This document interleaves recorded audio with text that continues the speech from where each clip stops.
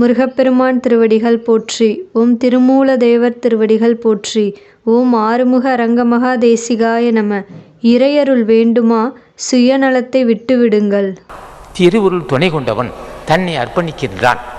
சொல்றான் வள்ளுவன், அன்பிலார் எல்லாம் தமக்குரியர் அன்புடையா என்பும் உரியர் பிறருக்குன்னா.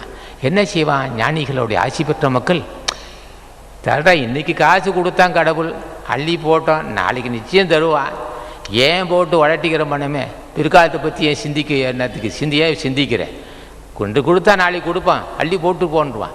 இவன் என்ன செய்வான்? அது இதயத்தில் இது அருள் பொங்கிய அருள் ஒளி இருக்கின்ற இதயம் அதை சொல்லுது.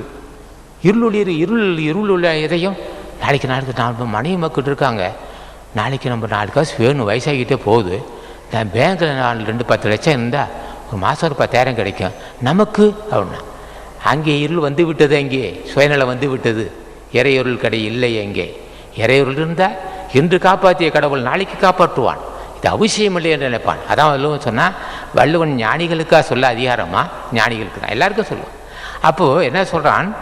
இதயத்தில் எல்லாவற்றையும் தன்னால் சேகரிக்கப்பட்ட எல்லா பொருளையும் நாட்டுக்கு கொடுத்து விட்டு இந்த உடம்பும் நாட்டுக்குன்னு சொன்னான். உடம்பு தரமாட்டார்கள், தன்னையும் அர்ப்பணிப்பான் என்று பொருள். அதுக்கு அதான் பொருள். ஆக உடம்பை கொடுக்க முடியுமா? உடம்பை கொடுத்தா நாட்டு மக்கள் பயன்படும்ல, அது தன்னை அர்ப்பணிப்பான். அன்பில்லாதவன் எல்லாவற்றையும் தனக்கு உரிமையாகிக் கொள்வான். அன்புள்ளவன் தம்மால் சேகரிக்கப்பட்ட பொருளையும் தன்னையும் நாட்டுக்கு அர்ப்பணி செய்வான். இதுதான் சுருக்கம்.